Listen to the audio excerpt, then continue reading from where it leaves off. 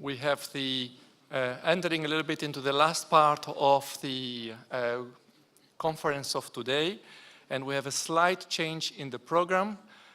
So the session or the panel discussion that was foreseen now will take place just after the speech of the keynote speech of Thierry Breton,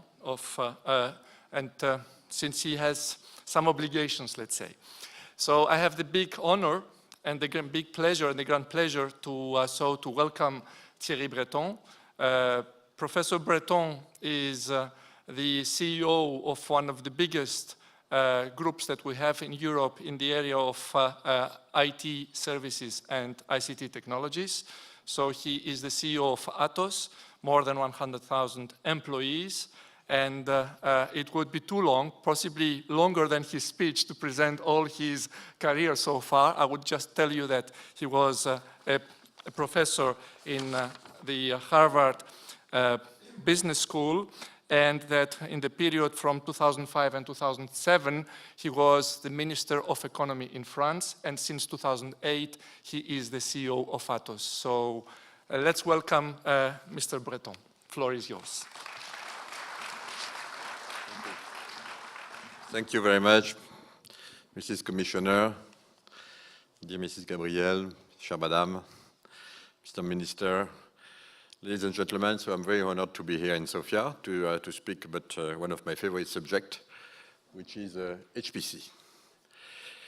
Because in our world, as we all know, in this new era, we speak a lot about data, we speak a lot about digitization, but more and more we recognize that without HPC, supercomputer, we will never be able to maintain or to win back our sovereignty in this new data space. So I'm extremely happy that under your leadership, Mrs. Commissioner, the Commission has decided to make this subject one of the highest topics of the Commission. And again, thanks for your leadership. And that's why I'm extremely happy to bring my small testimony here to support your initiative. We all know that the race today is about exascale computing, 10 to the power of 18 data processed every second. We will be present. We will do it. And when I say we, it's of course Atos, but behind Atos, all the European continent.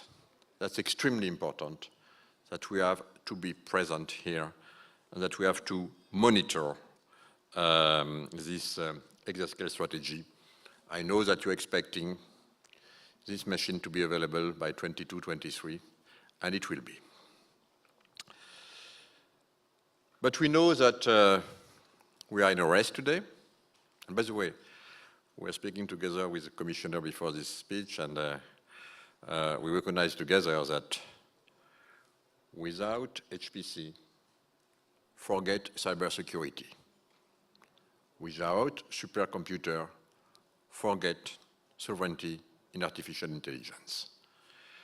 And that's why, by the way, when we look at everyone around ourselves, in the US, in China, in Japan, we know that governments are making big efforts to support their industry in this race. To tell you the truth, we have a strong industry in Europe. At Atos, we are building this supercomputer for a lot of customers, governments, private, R&D, and so on. But we welcome, of course, this initiative. And based on another one, which is extremely important, that I want to mention immediately, which is the European Process Initiative, the so-called EPI. which aims to foster an exascale high-performance computing ecosystem capable again to develop the whole ecosystem around the microprocessor, the European microprocessor, low-energy microprocessor, being able to support this ambition. So let me share with you, this being said as an introduction, my three main messages. First, Industry 4.0 calls for ever more computing power. And by the way, thanks to this initiative, I could tell you that Europe is definitely on the race. Second, high-performance computing, big data, and sovereignty are closely linked and will be the basis for EuroHPC. And third, EuroHPC requires the success of the European Processor Initiative to maintain again our sovereignty. So first, Industry 4.0 calls for more and more computing power. Yes, this initiative, Industry 4.0, is probably the most disruptive concept for our industries. It is enabled by the Internet of Things, and it leverages the integration of people, application, and asset within a company. It also fosters the integration of a company with its ecosystem, consisting of subcontractors, customers, suppliers, R&D partners, and so on. The major trends that foster Industry 4.0 are shorter product and service life cycles, and therefore the need to speed up time to market. Advanced robots, as well as autonomous and artificial intelligence-based systems, combined with powerful software and sensors, are more and more present in the industrial factories around us. And these new technologies generate huge amount of industrial data related to production, operation, and utilization. And when we anticipate, let's say 2025, which is the horizon we are working on, we are convinced that industrial data platforms will be commonplace in B2B in the same way platforms are dominating the B2C world today. And here, we could say that in this race, Europe was not as present in B2C as we should have been, but we are still very present in terms of regulation. And I'm convinced personally that we will come back through regulation in this B2C race, where we speak a lot about the GAFA. And by the way, the GAFA have to, and there's nothing wrong to work with the GAFA, of course, but we are here in Europe, and they have to apply our rules and not the opposite. But in this new race, the B2B, let me tell you that personally, I see that Europe is probably in advance, and we need to continue and to speed up these events. Indeed, data, and especially machine-generated data, will be, in this industrial world, the key resource. And to be instrumental, data have to be shared between the different players of the value chain, as none of them have at the same time the data related to production, operation, and user utilization. So data have to be shared within an organized ecosystem. Industrial data platform will provide the economy of scope and will be key not only for predictive analytics, but also as the fuel for machine learning and then for the next generation of artificial intelligence, and autonomous systems. This is again the next phase of Industry 4.0. So, in this perspective, we strongly support the Digitizing European Industry initiative launched by the Commission almost now 2 years ago. You know that we are working very closely with our partner, Siemens, and together we have developed, under the leadership of Siemens, we believe the best platform in this space, so-called MindSphere, offering to industrial services like predictive maintenance to the customers of all the factories. By the way, this has been the result of more than 300 million euros joint R&D effort between Atos and Siemens, started in 2011, and it's a big example, a good example of a strong cooperation between a big German company, one of the largest industrial company in Europe, and Atos, a leader in digital technology, European leader in digital technology. This industrial data platform is today regrouping our components in analytics, cloud, Internet of Things, of course security, artificial intelligence, and interface. So we are ready, we have the tools today to win this race. It enables the connection between machine and plants, providing apps, data analytics, developing tools as well as database services.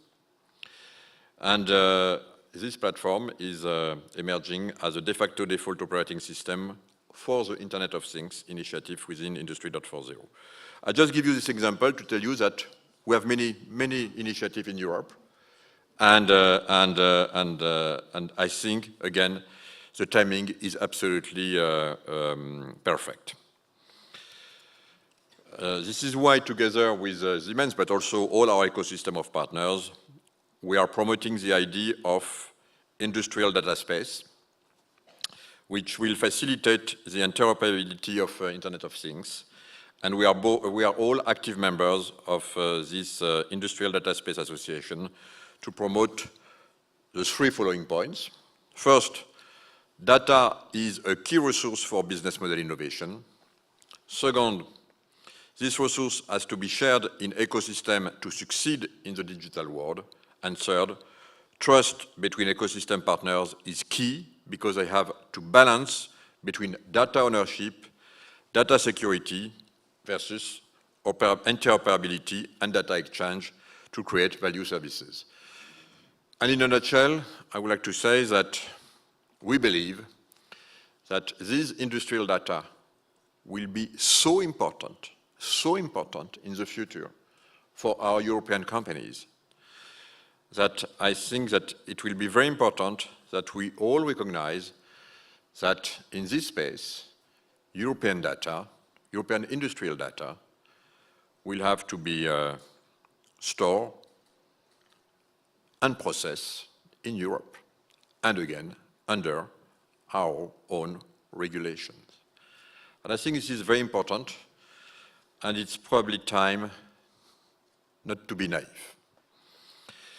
Second point I wanted to share with you is that high-performance computing, big data, and sovereignty are, of course, closely linked and will be the basis for EuroHPC.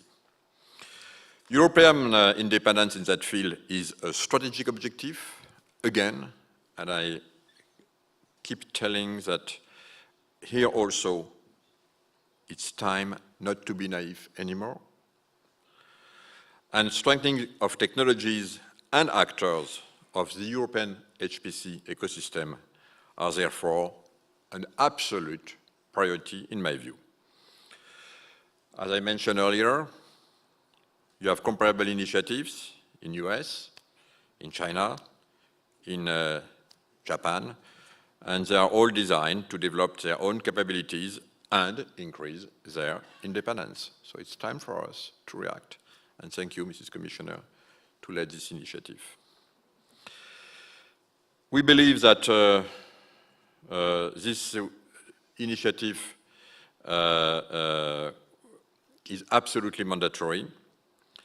We believe that speed and the speed of implementation combined with governance principle favoring a pragmatic industrial approach are the condition for and a guarantee of scientific, industrial, and our European society success overall.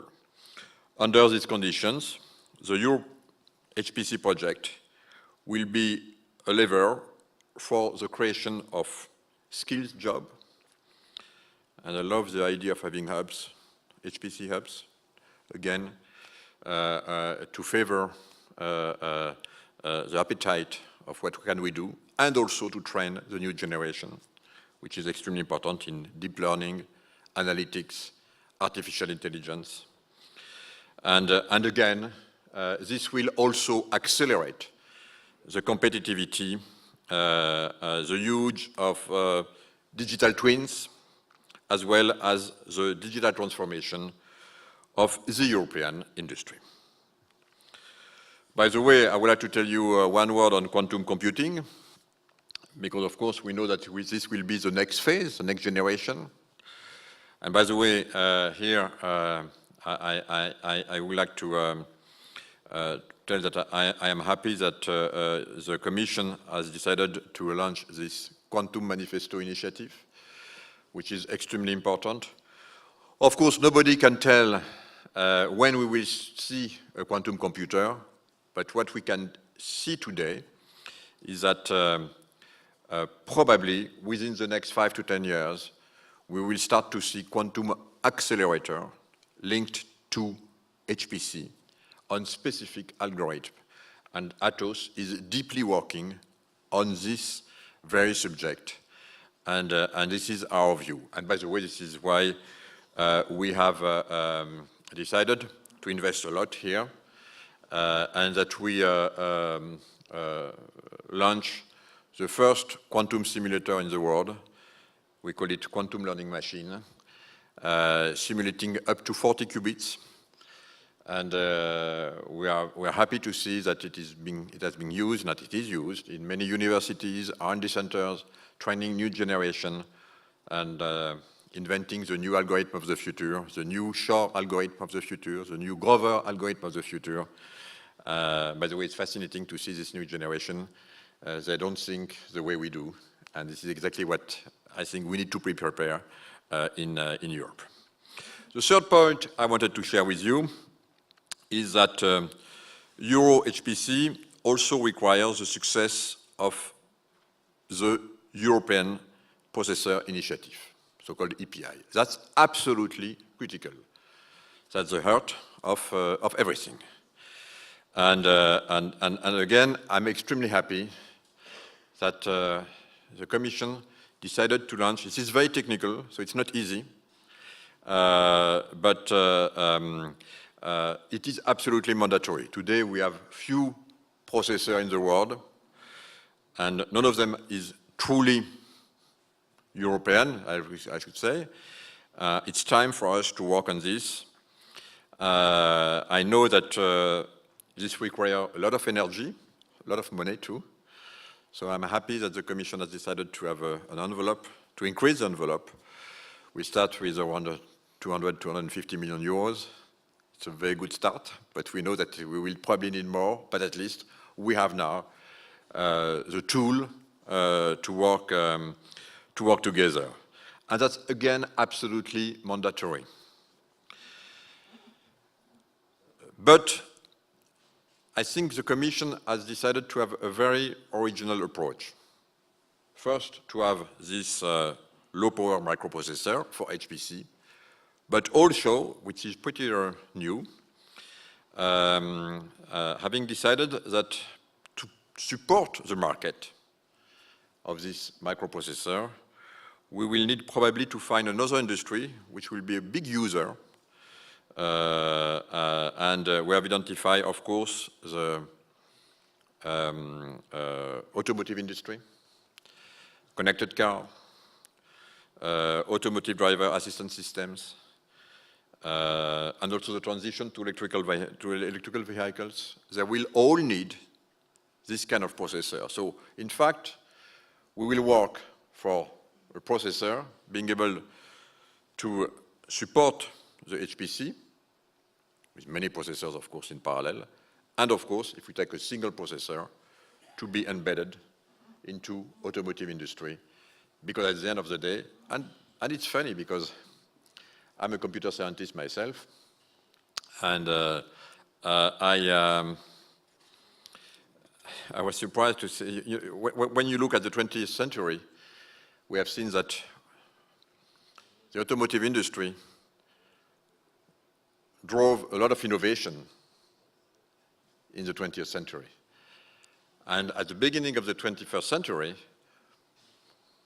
we had the crisis in the automotive industry, and we thought it was over. Now, what do we see? We see that it will be probably, in this new era, digital era, it will be probably again the automotive industry which will drive innovation in this space. And this is exactly why we will work on this API initiative for HPC on one hand, but also for this market that we believe will be extremely important. We'll need more and more power in deep learning, machine, and so on. So HPC and edge computing, it's what we call here, will use, again, the same processor in a massive multi-core configuration for HPC, of course, and, as I mentioned earlier, in a single one for edge computing, while using the same instruction set architecture to facilitate synchronization between edge computing and the center, because, of course, we will need to store all this data. We call it the digital twin, and probably you will have all your virtual car being stored on real time on a cloud-based system, allowing to engage security, prescriptive analysis, artificial intelligence, and secure operations. Of course, such an architecture also requires significant software development, and here, that's probably another amount, maybe at the same amount, that we will need probably in the future to talk about. But we see that when we speak about HPC, we speak about API, we speak on an whole ecosystem being able to transform the European continent as a whole. So, as a conclusion, I would like to tell you that you have seen, and we have seen, that European exascale computing will be absolutely key for the industrial success of Europe in the years to come. As I mentioned, and I want to reiterate this, the European Processor Initiative project could and will make a significant contribution to strengthening European industry and science in the HPC domain and in other emerging applications. This will be a virtuous circle between the HPC exascale project, automotive industry, as I mentioned, and this is something that we need to encourage. The technology drive will certainly come from the HPC exascale niche market, while the business drive will come from the automotive market, and then later on from other parts of the industry. If all the prerequisites are in place, I am strongly convinced that more and more large industrial companies will soon choose to develop their own computing and artificial intelligence strategy on the basis of this processor. And I'm committed to work to convince more and more of our colleagues in Europe to be the future user of this processor. So, this being said, it has been an honor, Mrs. Commissioner, to speak today in Sofia, to support the Commission in all these aspects, to support you in your initiative. And I am absolutely convinced that thanks to this initiative, we will be able to gain, to regain, to maintain our leadership, our sovereignty in this very strategic element. Thank you.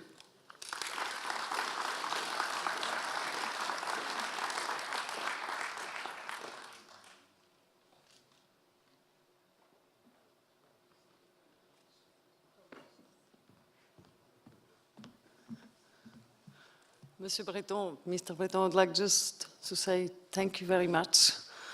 Thank you because your presence, your strong messages, it's a real encouraging force for us, because today you just confirm our common wish.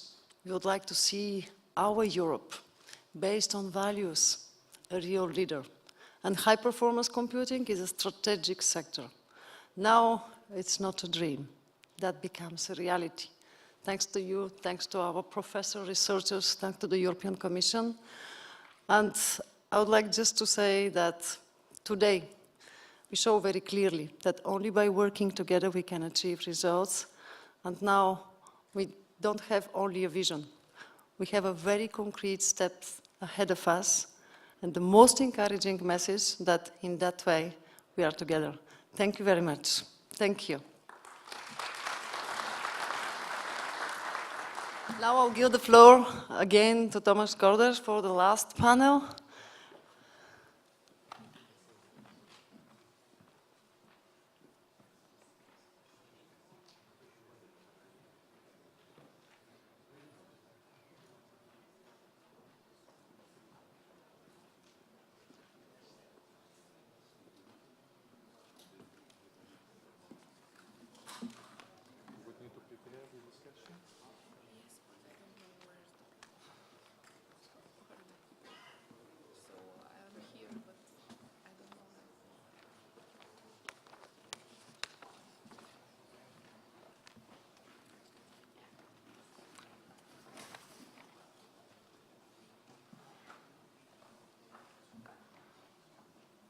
As we are now moving to our last panel session, I would like first of all to call the panelists of this session to come and join me. So Constantin Alexandru,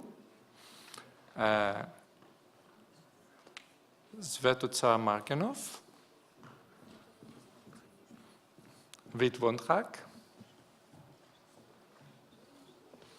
Panayotis Tsanakas, and Zlatan Char, sorry.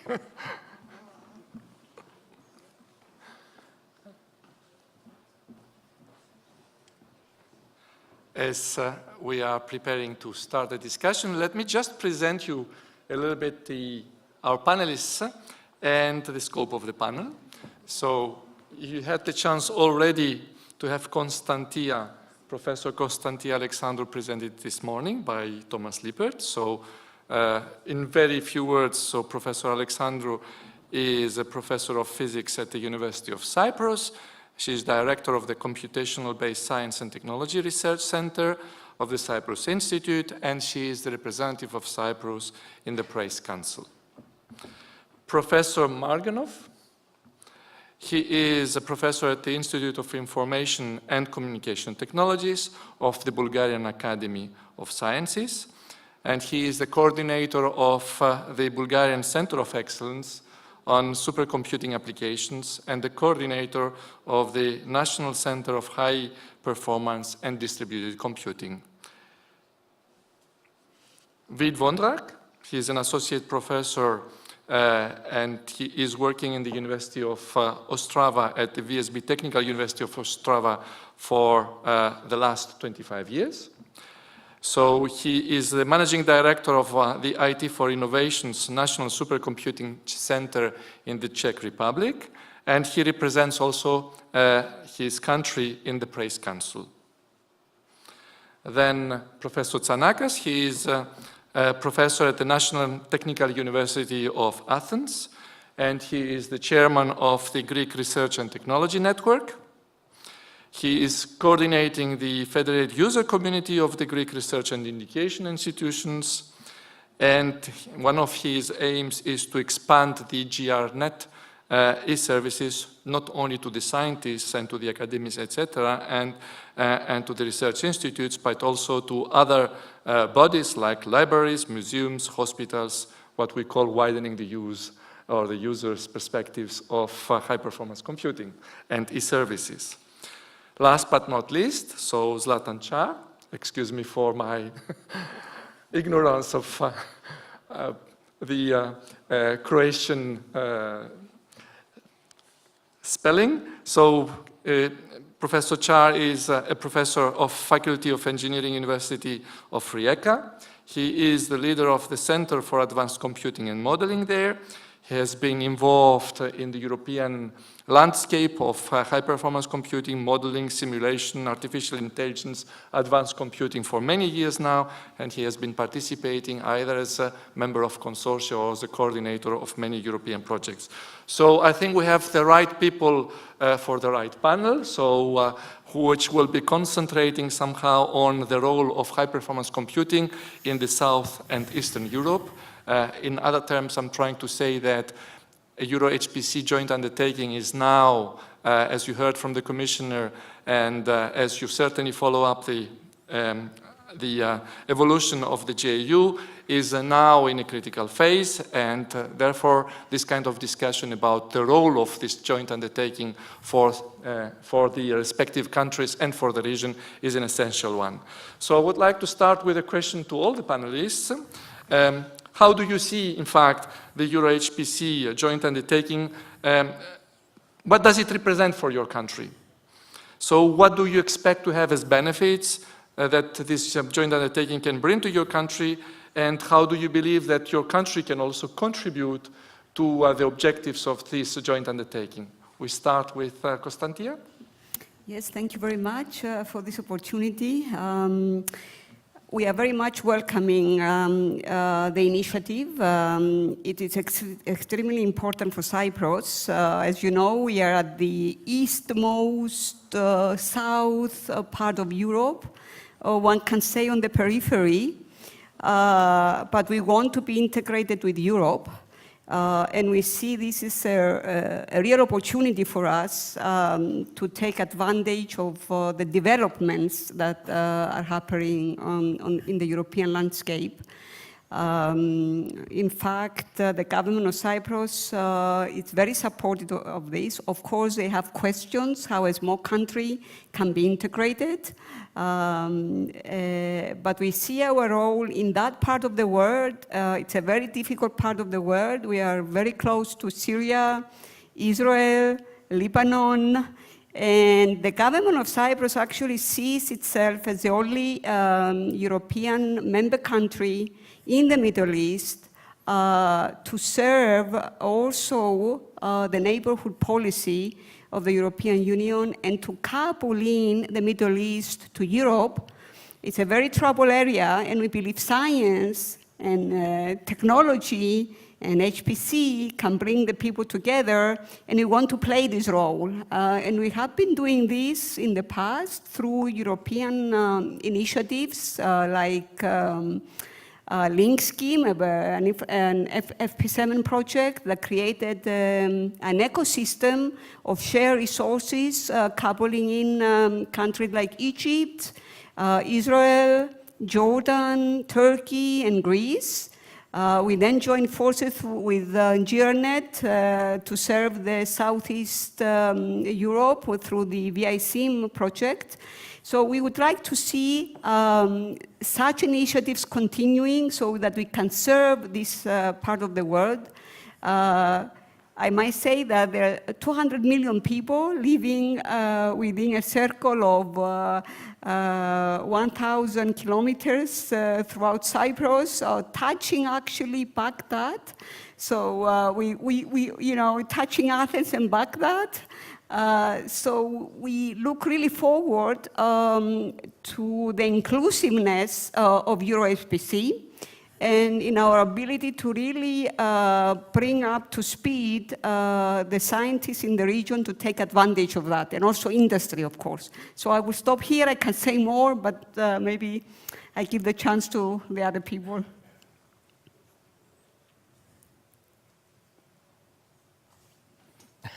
Sorry. Let's move to the hosting country in this case. So how do you see, Svetozar, the same question?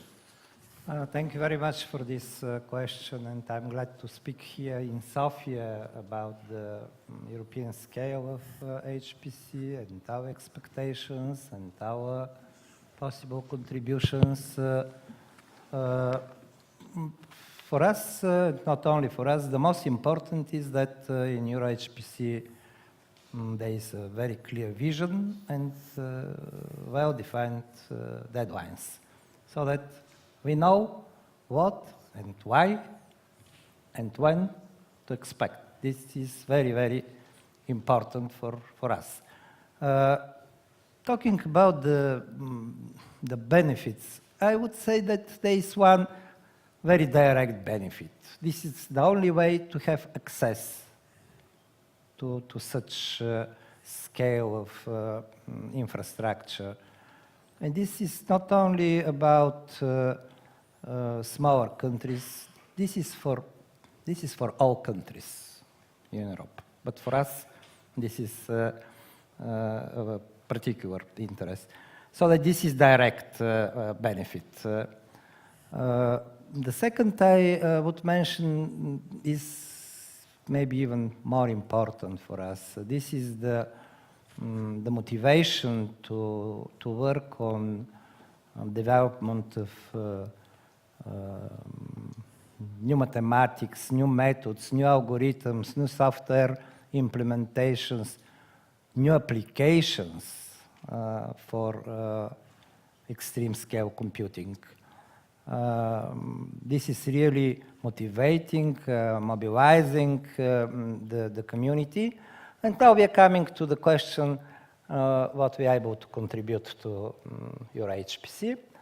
I'm sure that not the money are the most important and most expected from our side. This is not to be waived, but we have experience in this area. We have more than 3 decades development of the local community. Would say sustainable development with some not very smooth graphics of the development, but here some of my colleagues with this more than 3 decades experience. I'm glad that here our PhD students, our postdocs, Christina made a very nice presentation, so that we truly believe that we will contribute. Thank you. So let's move a little bit northern before we go again to the south. So Czech Republic, Vít. Thank you. I see our involvement or even joining the EuroHPC as a natural evolution in HPC development within our country. When we, let's say 8 years ago, when we decided to establish our National HPC Center, when we joined the PRAISE, then we started to let's say, to design our system for the petascale, because to somehow to satisfy needs of our scientific communities. And right now we are talking about the exascale, so that's a natural development of our community. We can see how our community is growing, and then we need to think about such a huge system in, let's say, 2022 and plus. So that's something what we see as a really quite natural development of our communities, our needs, and that's also potentially the answer for another question: what will be the benefit? Because the benefit we see that our communities will have access to such a system, because we are not able to build ourselves such a big system. Yeah, and then of course that's quite natural to benefit from that being a part of such an initiative. And how we can contribute, that's probably what also Svetozar mentioned. So we have some experience with the application development. We have experience with the optimization of the application. We can assist our communities to, let's say, to develop their application and codes maybe on the small system, but then allow them to, let's say, to increase, to scale up their application to exascale level. And of course, then there is another important thing. Then we see our role also in the educating and teaching of our community how to use it. Yeah, that's. Okay, thank you. Let's go a little bit souther. So, and let's start with Zlatan. With me? Yes. Okay. Then we will finish on the south. Yes. Well, EuroHPC. First of all, the basic idea and the movement, it's something which is totally different than it was before about when we speak about HPC in Europe. Some times ago, the HPC community, it have been seen like a closed community with not so much communication with a general purpose research. And actually in Croatia in this moment, actually today as I wrote 2 emails to our ministry, there is a strong discussion about how to use high-performance computing inside the EuroHPC initiative. And to be honest, this is the first time in Croatia that we speak about this on that level. Usually we have been speaking about some research groups and we discuss about something, but not on a general purpose. So this is one very good step. This is by my opinion. And also we speak inside Europe also, this is happening. So I think this is the one very important and very good thing which is, came out from this initiative. The other good things which are most likely are going to appear, it's the developing of new technologies, European technology, education of the new generations, new engineers, and not only engineers but also people from the biology field, medical field, and so on and so on. So by my opinion, the EuroHPC, it's a very good European-based initiative, which it's actually bringing all the science together, which has a needs for the HPC. Okay, thank you, Zlatan. So, Panayoti. Yes, thanks for the invitation. I'm very happy to realize that we have passed more than 15 years collaborating with all the colleagues around Southeastern Europe for various projects, and most importantly even on high-performance computing and earlier in grid computing. So we have a long experience in collaborating and in trying to bridge the digital divide in this area and in these specialties. We are very confident that this opportunity for EuroHPC is a unique one that can help all of our communities to make a leapfrog both for the research groups and also for the industry, even the local industries that are lagging behind, of course, the more advanced compared to the more advanced countries. But the opportunities are here, and if we look directly to what we can do and ask and aim to the realistic targets, in its case, I think that we can make big progress, and we will contribute to the scope of all this effort. So in Greece, we are struggling to not only keep high-performance computing to the little and small groups that traditionally are covering this space. We're working very hard to expand the scope and to bring more scientists from other disciplines And I tell you, for example, that in cultural heritage, we have very nice use cases that exploit the benefits of high-performance computing.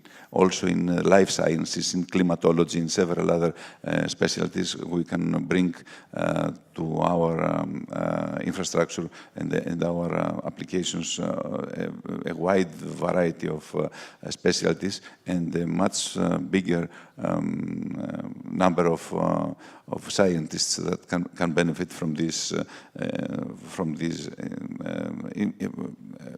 services.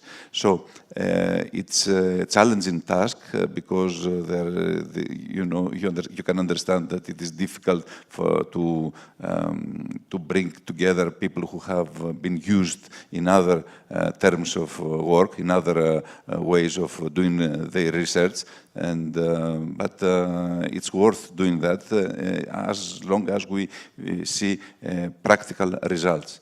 So we work under several European projects like VSIM, as Konstantina mentioned earlier, and through PRAISE, of course, to organize educational teams that help new and young people be more accustomed to the tools and investigate new use cases for the whole community.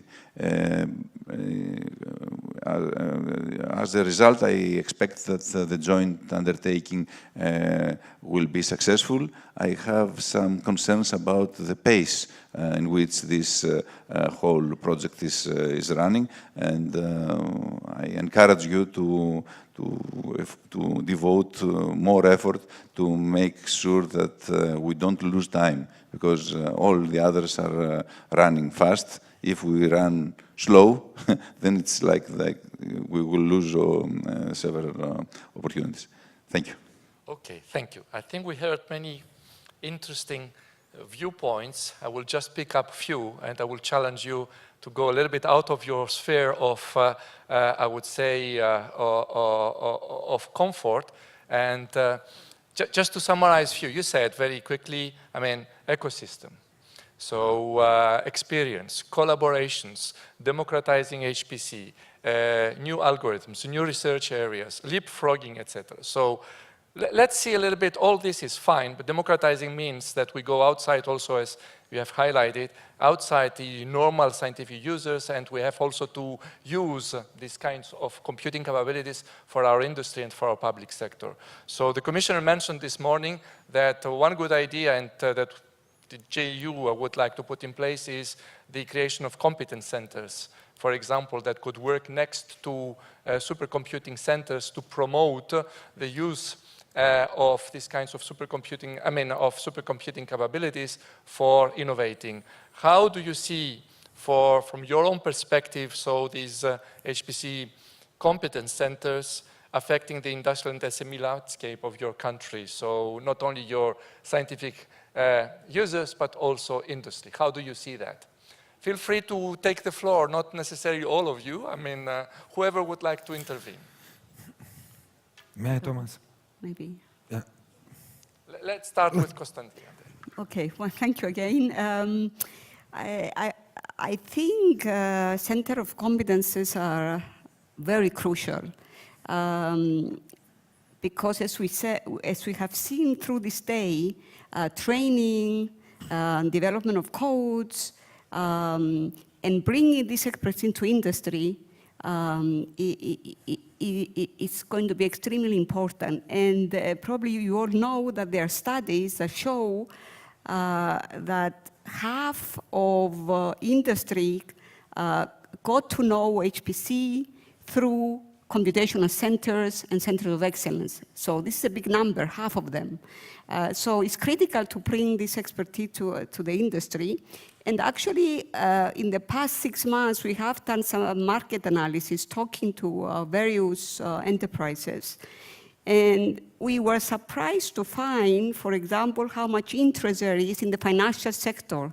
The financial sector is very much interested to use deep learning approaches to optimize their operations, to classify customers, also telecoms, but also small SMEs are interested to use these capabilities.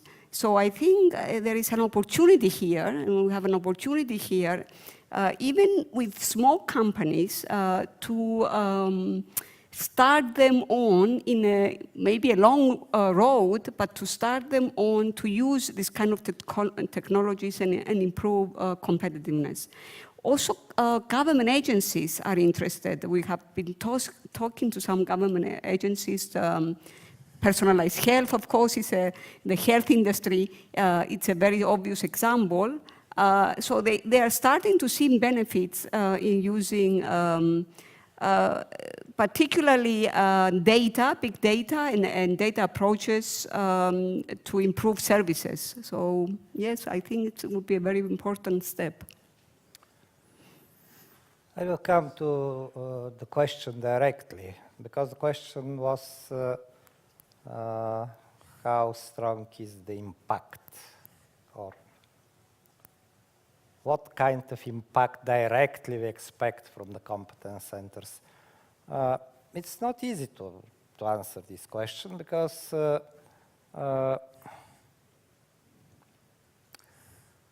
the process is obvious. We have also expansion of the areas, and we have increasing the number of SMEs, which is good.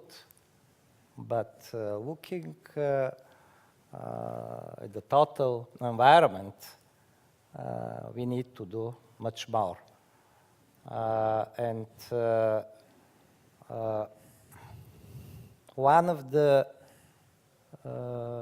key points to improve the situation is more actively to participate in the competence centers. I mean, groups from our countries, because participating directly in the competence centers, we have to mobilize the SMEs around the project. Otherwise, when we are looking aside what happens and trying to make popular the results, this is not very good case. And I will not stop to the competence centers, but the same holds true for the centers of excellence in HPC, so that my message is that it's very important for our countries to be more active in direct participation, involving innovative companies of different scales. And talking about the SMEs, maybe it's a good idea to have a kind of collection of good practices or case studies for HPC-related countries, SMEs established in the area.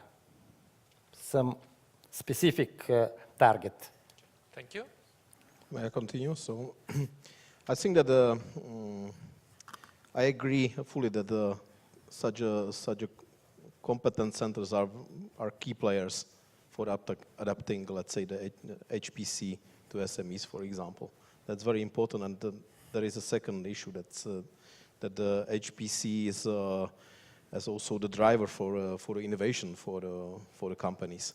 That's very important, and therefore it's really very necessary to somehow to if not to help them or assist them how to adopt that, but at least to show them how it's possible to use HPC, what could be the benefit, showing them, let's say, some success stories and so on. But again, I'll return to education. That's also very important, because very often some companies are coming to our centers asking so what to do and so on, but they don't know too much about the HPC. They simply think that there is a big computer just sending the application as at the usual workstation, and this is not true, of course.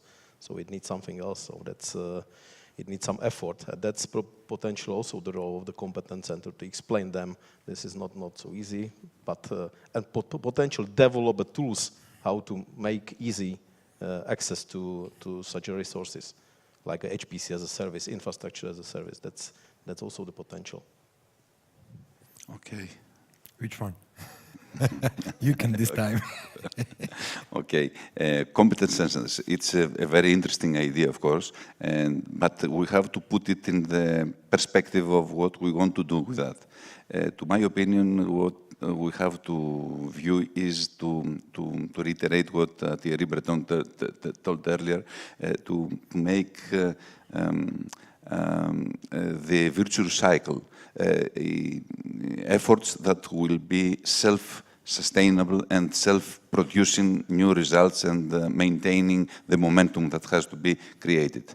The money that is available, the public money that is available here is very limited. It's much less than what is available in America, in China, and other places. And the worst thing is that the flexibility of using this money is much lower here compared to what's happening from the behemoths in the United States or in China or in Japan. So we have to be very careful to make sure that wherever we put public money, this money will be leveraged and create the momentum that will create more in a second phase, more value and more activity, and keep the brain. I've heard earlier about the human brain project. We have to also to face, in our country, for instance, we face the problem of brain drain. So we have to focus and face on these problems. And this challenge is the most crucial one, because without people, without the talents that can make best use of supercomputing, we can't do anything.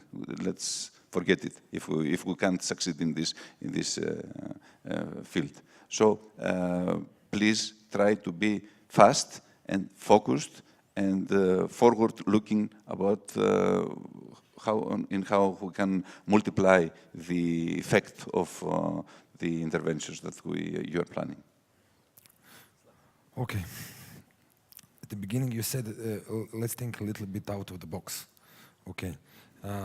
I mean, maybe in Europe we should think a little bit out of the box, because about the competence centers and stuff like this is happening in the United States, Japan, even in China for some times, and they really have good results. I mean, it was very interesting when I spoke with the director of the Oak supercomputing center, and he said, when we have industry which need to use the supercomputer, actually we provide them free of charge. And I said, why? But because they will pay the taxes after they produce something, and then we will get the money from the state. In EU, some countries actually went further, and they have really developed the culture of the competence centers. In some countries, it's necessary to be developed. Even in Croatia, we are still developing. The center that I'm head, it's a member of the National Competence Center for the Smart Cities, which is actually financed by the EU money. And there are few big companies which are actually part of that center. And actually we are transferring our knowledge, scientific knowledge and competence to them, and help them to bring up some new products actually, which it will be hopefully turned to the market and so on. That's the good way how to connect the industry and the science. But again, we should be really very careful because you know, we can discuss what is the first, the chicken or the egg. We have the brain drain, but if we don't have this good science which is connected to industry, and industry finds the science, then you will not have money to keep those brains.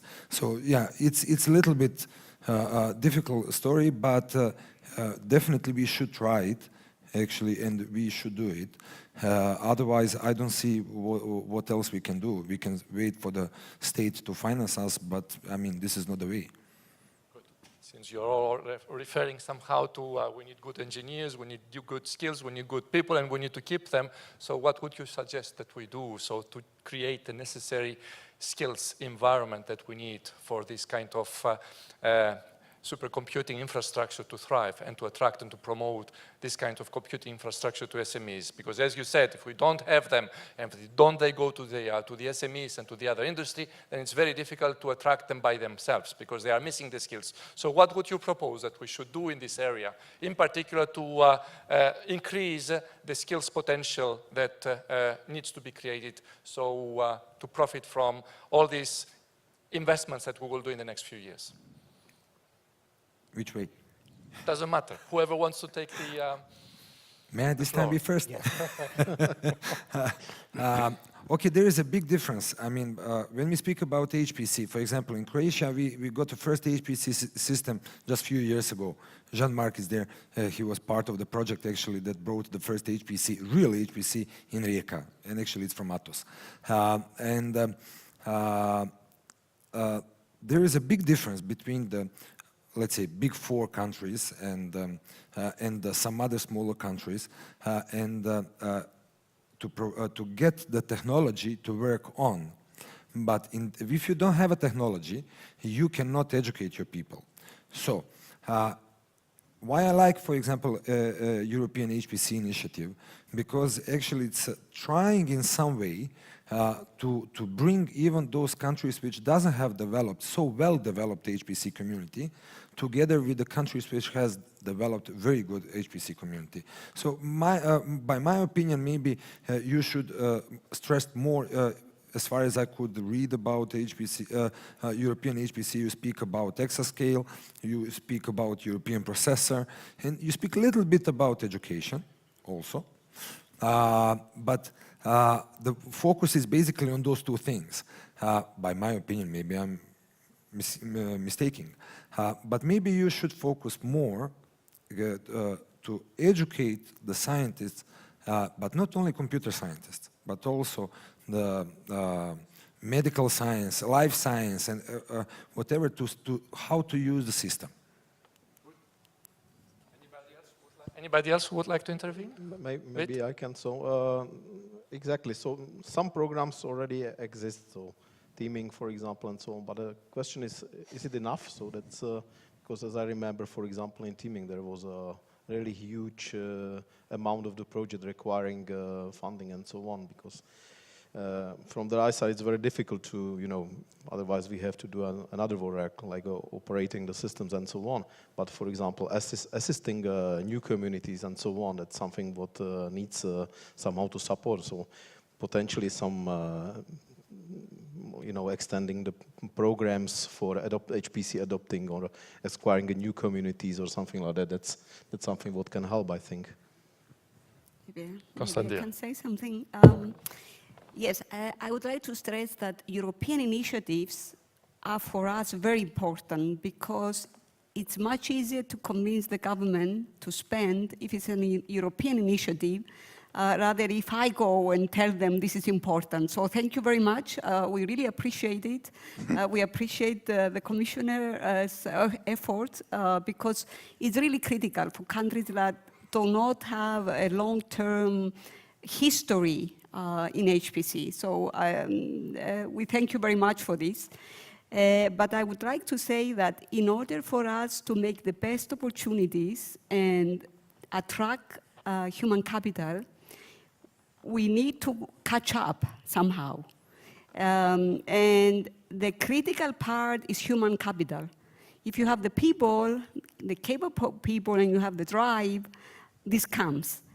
So I think programs that co-fund, for example, co-funding projects to develop infrastructure and to co-fund research may be one way to make governments spend more in HPC if it's co-funded by Europe. So we have this teaming proposal, which is one way to do that. I will welcome more, maybe also in the way of infrastructure and in the way of bringing back people. But to bring back people, you have to bring them to something. good people do not come in vacuum. To come back, they have to see a potential. They have to have their some local machines or some long-term funding opportunities in order for them to establish a sustainable program. So I think we have to brainstorm and find actions how to really capitalize on good people, because all of these countries, and I know this because I see the people who go abroad from these countries and they excel. We have to bring them back to something. So we have to build something locally. This is very important, I think. Gentlemen, something to add, Svatozar or Panayotis, before I turn to the public? No, I will just few words. No doubt the most important is the education and training at all levels, and we are not to think that HPC topic is only for some special class of the target audience. This is for me very, very important. In Bulgaria, due to some critical situations, the supercomputer is very generally accepted as the unique tool for regional refined weather forecast. And this was due to the critical situation in the winter 2017. The same issue was made popular related to the air pollution. So that there are some things which are very easy to explain to everybody. And then there are coming different, more high-tech applications with some special class of SMEs. But in general, education and training is the most important. Panayoti, nothing to add? I just have one proposal. Very shortly. Okay. For the improvement of the human capital in the HPC, what about the idea of taking for you the initiative to codify the skills, the high-performance skills that are necessary for the modern industry, and then try to subsidize companies or institutions that will certify people, young scientists, in these particular skills that will then be recognized by the industry and by the academia. Okay. Points taken. Let's turn now to the audience. So is anybody who would like to put some questions here to our panel? Yes, sir, over there.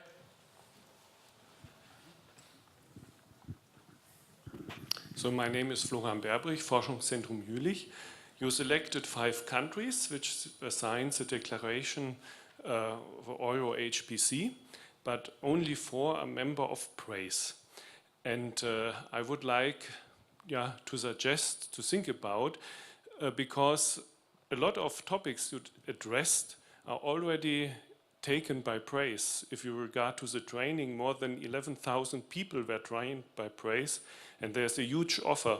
Also with the takeover with the industry, with the SHAPE program, the SME HPC adoption program in Europe, more than 50 companies were supported already to make use of HPC. So I think it would be a good opportunity also in order to address these topics to be a PRAISE member. Thank you for the message. I think it's quite clear. And the discussions between PRAISE and EuroHPC and new members are certainly in our agenda right now. We know that PRAISE is offering training capabilities. We know that the centers of excellence that we are promoting are putting skills and education as part of what we want to do. My question basically was that this is certainly not enough, and you heard from our panel that if you want to democratize more and transform not only the digital part of our industries, but also the wider scientific areas and application areas, we need to go also to educating much more than our computer scientists into HPC. This is at least my understanding from it. Yes, please. It's working, okay. You mentioned 4 countries are members of the PRAISE and 1 is in the guest status. And that's the question, why the EuroHPC? I know that Croatia, actually I'm the representing Croatia like a guest status in praise, and for the last 2 years I'm trying to explain to the ministry that it's important to become the full member, but somebody mentioned it's good that actually on the level of the EU, somebody said there is a good initiative and you need to join. And this is one of the ways how actually you can persuade politicians to be more involved in the HPC in this case. Yeah? I would say we need all the value chain in this case, with a different interpretation of what the value chain in this case is. Huh? Okay, any other question, please? We have a question here, please.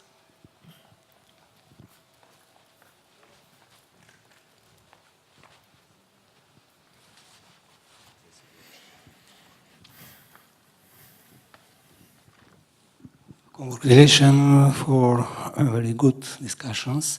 My questions is to all panelists. First question is what kind of regional strategic risk factors are the most important for the European initiative of HPC in the area of the ownership of information, digital regional markets, and industry. And second question is what kind of the digital skills and digital personalization, it is the core for the students and youth to participate in this initiative, not only in the centers, organs, but by internet, for example. Is there a special policy for participation of the civilians in this initiative in the region? Thank you. So, which skills? Apart from programming, apart from a little bit of computer science, apart from a little bit of networking, what else? I think this is not a difficult aspect. We want infrastructure management skills, big infrastructure management skills, of course. We need data management skills, and also we need skills in the design of applications and trying to translate it into the area of supercomputing to transform traditional applications into the landscape of high-performance computing in order to get the benefit of doing that. But of course, one has to work it much in more detail to make sure that these skills will be codified in a way that will be useful for the people who will take the task of deploying actual educational programs and internships. Any other skills, Konstantia, gentlemen? Yeah, well, I have to, maybe I make a comment. When we started this effort to have a supercomputing center, our biggest problem was who is going to manage the machine? Nobody knew how to run such a facility. Actually, I imported somebody from Australia. That's how we started. Somebody from Australia came to Cyprus, and he stayed there for 4 years and educated our current system administrators. So system administrators, people who know how to manage big facilities, well, our was not so big, but still, you need a person to take care of the machine, to service the machine, to serve the users. These are skills that we need to develop, and that's why I believe it's critical to have small systems also in our countries. This is how we educate students, for example, to develop codes.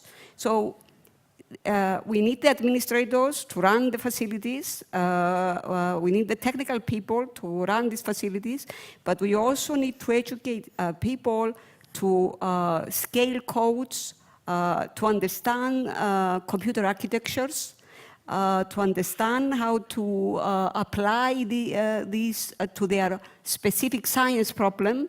So these are all the skills that we need to develop. And we need to have this know-how locally, because that's where we conduct our students, our graduate students, and that's why we start them off. I mean, for me to send somebody to ULIC, to a hackathon, it means that I have already trained a little bit this person to absorb the knowledge. So this is why I think it's important to be inclusive in Europe, because talent is uniformly distributed, and we don't want to miss talent. We want to catch talent everywhere. And that's why we need to be inclusive and have these even small facilities. In small countries, we are not aspiring to have big facilities, but we do aspiring to have cutting-edge knowledge. And in order to benefit and to have synergies, we need to have the forefront knowledge. So this is my vision a little bit. Okay. So we have code weeks already established in Europe for children of a certain age. So we need to go to boot camps, we need to go to more training facilities, we need to launch these kinds of facilities, like, for example, the ones of ULIC. They are not the only ones, but certainly they are useful, so we need to scale it up, etc., etc. So all these are excellent ideas that we will certainly have to think further and promote. A last urgent question, so before we close that part of the panel, I see now 3 hands raised. So I don't know who was first or who was second, but very quickly, please.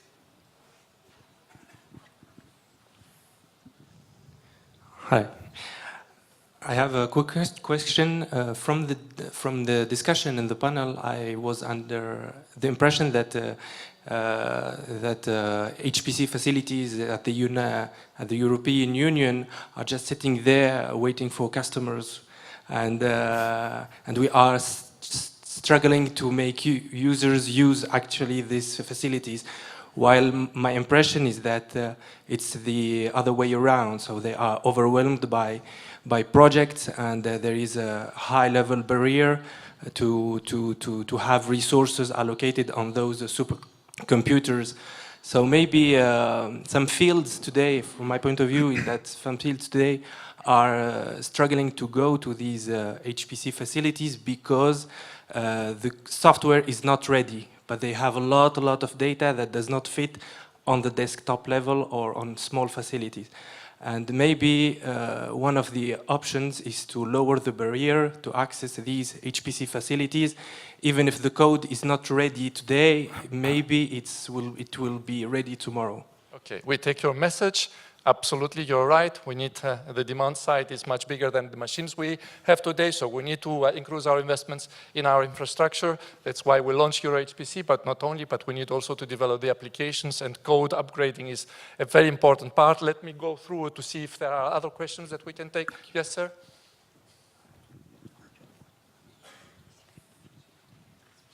So my question a little bit more related to the policy part, because we are here also talking about the digital future. So the rest of the people here, also from the panel, question is like this: when do you believe in the near future, next 5-10 years, these exascale research activities will be available as a service to the European community, something to come around, new innovation, something to happen? Because digitalization agenda, it's something important, very necessary, but it should produce some new discoveries at least. Thank you. Thank you, and let's take also the other one, and we'll conclude with that, so we can reply to both. Yes? How can we? And that's the last question, so you can think a little bit to the replies. Very short and very to the point. Hello, I'm Janez Pau from University of Ljubljana, which is also press representative of Slovenia. I just want to mention that there is actually still clear digital gap in EU related to HPC usage. And I want to motivate all of you that with establishing EuroHPC, we should focus to decreasing this gap. And for some countries that are not representing here, we know that they have difficulties to convince their government to provide even contribution for praise, which is actually not so big. And we had discussion at our ministry in Slovenia regarding our participation in EuroHPC, and we see that. So we still don't have a clear picture, but the expected contribution, that's what they told us at the ministry, from particular countries might be even larger compared to praise. And if this model will be implemented, then this might increase the digital gap. So even so, some more countries from South and East Europe might not be involved at the end due to difficulties of their government to provide necessary funding for this. Thank you. Okay, this is, so let's reply very quickly to the question about service infrastructure and when we could have something substantial. Any opinions on that? A federate one if it's possible, so that it's accessible from a cloud perspective everywhere in Europe for all scientists, for all industries, etc. So what do you think? It's a good idea, bad idea?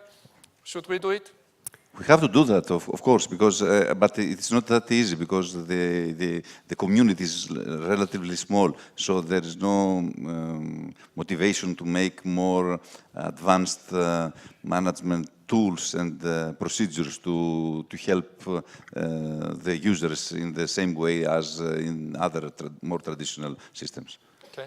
Any other opinions? Well, if Sure, I may, my experience is for us, it was very important to go physically to talk to people, particularly SMEs. They were really very interested to see people that can help them. So just having a cloud, it's the next step, I think. You also need to bridge the gap of bringing the industry to HPC, and I think the personal contacts, and that's why I think we need something in every country, not just the cloud. The personal contact we found, at least, is important. Anything to add? Yes, Fetusa? A few words about the access, because there was a comment that it's not easy. But it's not easy to the top level of the infrastructure, and I'm not sure that it should be much more easier. But it's very easy to get access to the local, to the national infrastructure, to get access to our supercomputer in Sofia. The access policy is extremely democratic, and the only responsibility is to be able to use it. And we are to help.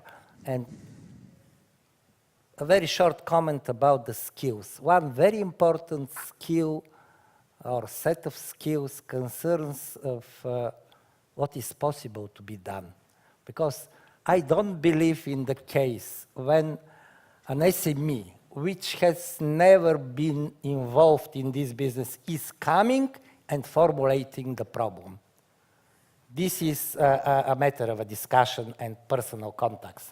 I fully agree. Let's not expand further to the comment of the gentleman there about increasing or diminishing or reducing the digital divide. My point of view is certainly if we do these infrastructures is that we do it to provide world-class infrastructures to everybody, and this is at least the union's contribution to that. On the research and innovation side, we will make the necessary activities to make virtual networks and to make networking of competence centers so that everybody can profit from. But that's also a good opportunity for you to convince your government after what you heard today that HPC is not only for a few classes of applications for in a closed area like computer science, but it's now transforming everything potentially, including the innovative aspects of SMEs. So I think it's a good message that your government needs to take, and I'm pretty much sure that you have all the arguments that you need to convince them to invest a little bit more. Thank you very much, all of you. So thank you. Okay.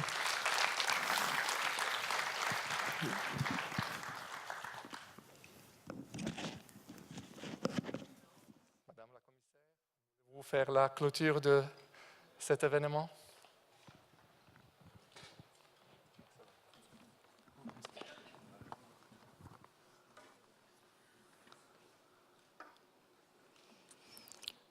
So now it's time for concluding remarks. I will switch in Bulgarian. Уважаеми господин министър, уважаеми гости, скъпи експерти, дами и господа. Стигнахме до заключителната част. The time has come for the final part of this so rich day in which we shared so many views. I would like to thank you warmly for your active participation in the debates that we had today. I appreciate the valuable contribution that you have made, and together we made a step forward for making Europe the leader in HPC. I would like to thank the Bulgarian presidency for the brilliant organization and for its commitment and support in the Council for this so important issue for all of us. I would like to thank the speakers and the panelists for the high-quality interventions.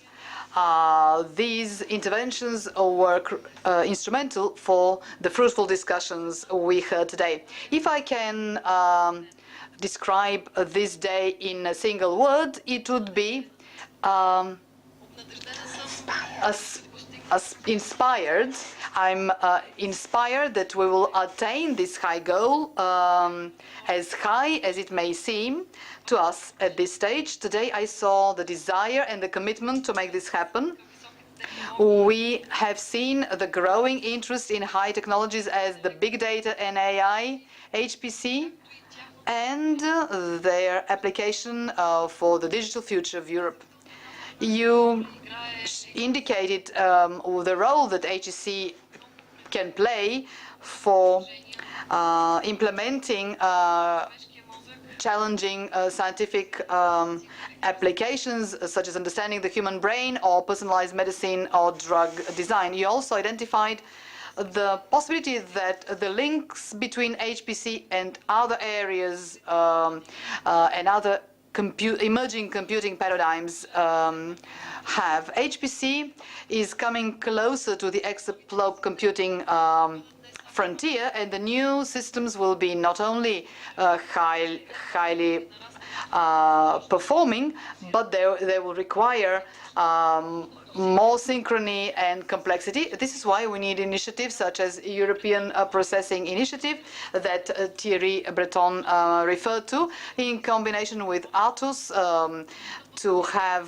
processors of low energy and high energy efficiency that we can develop together for our own highly HPC exaflops machines. As Mr. Breton emphasized, we should go beyond what is state-of-the-art now.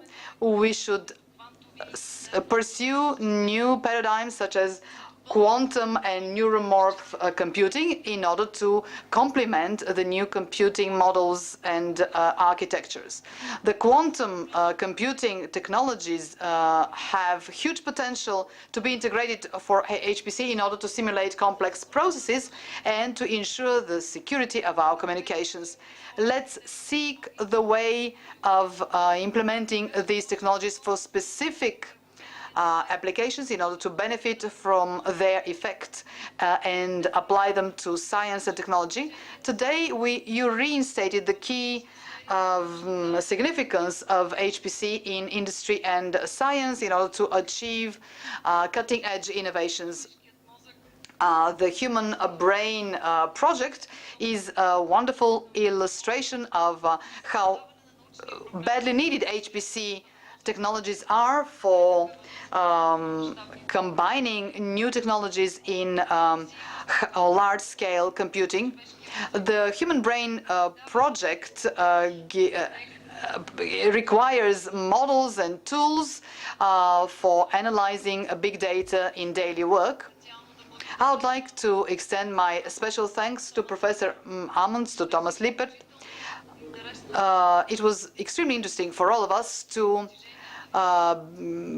be familiarized with your achievements, but it was also very inspiring that these achievements had one goal: to be shared and to encourage new generations of researchers that could add additional value to what has been accomplished in Europe and who can be this specific building block that can illustrate how together we can make Europe the leader in this field. It was interesting to hear your discussion on personalized medicine and drugs. This is yet another area in which data are essential and where we need targeted actions to extract valuable information from medical records to the benefit of the patient. Last week in Brussels, I was proud to observe 16 member states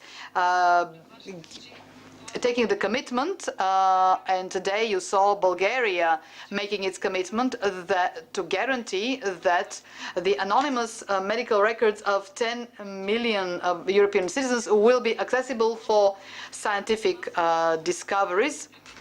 Having a critical mass of authorized users of at least 1 million human genomic sequences is one more step forward. Just imagine the information coupled with the powers, with the power of HPC can give a new scope for our healthcare and the way medical science is studied, conducted, and explored. Ladies and gentlemen, today you all agreed that we should benefit from the convergence of the analytical tools of big data, HPC and AI. We should strengthen and enhance our industrial and scientific capacity, and we should encourage the innovative potential of SMEs. We should empower the human potential with key digital skills. I was extremely careful to explore this specific area, which was the focus of the last panel, especially when it comes to digital skills.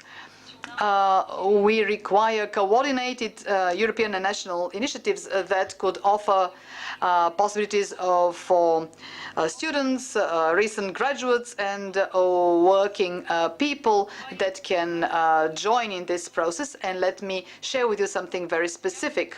Some months ago, I had an extremely fruitful meeting with the CEOs of a sector in which Europe is a leader, micro and nano electronics. They all stated that one of the major challenges they encounter is the shortage of staff, and taking very seriously their demand for personnel and considering the possibilities available to the European Commission, it proved that we have a tool available under the direct leadership of Commissioner Mariya Tyson. We have Blueprint, which enables us when a specific and concrete category of specialists and specialty, this specialty can be included in this specific blueprint, and funding can be quickly reallocated for training people in this specialty. So this request took 4 months, and within days there will be a decision of the European Commission, by way of which nanoelectronics will be presented, will be considered a priority for training, and I'll be happy to hear more proposals coming forward from you.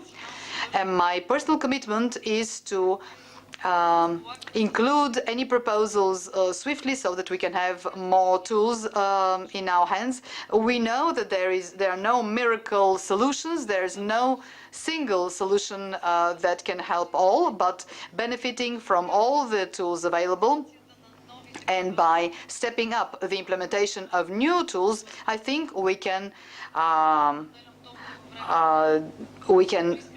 be successful.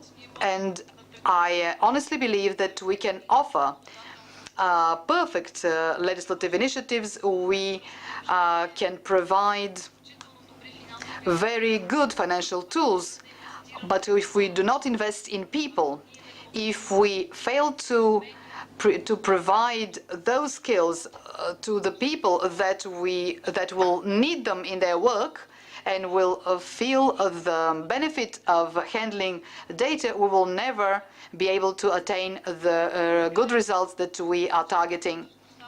At the end, you identified the need of HPC, and the value of HPC for South and Eastern Europe. This region requires access to HPC of world class and an infrastructure of data in order to become an active player in the digital future of Europe. Having said that, I believe that building the new competence centers in HPC will make the region a possibility to develop new solutions which can be achieved by having state-of-the-art technologies such as AI, cybersecurity, and HPC. Dear participants, allow me once again to thank you not only for being here today and being active participants, but mainly for your inspiring interventions. I believe that today's conference will serve as the starting point for a long journey of exchange of views, making commitments and collaboration. This is the way to go, and this is the way that will bring us to our common goal, making Europe the global leader in HPC and placing the European Union at the forefront of digital revolution. I believe that we are capable together to guarantee that our citizens and our industries will benefit fully to the capabilities of digital transformation. I assure you, ladies and gentlemen, that you can count on my support and of my team, on my team's support in order to move on and make progress. Thank you for strengthening my belief that I can count on you too. Thank you very much indeed.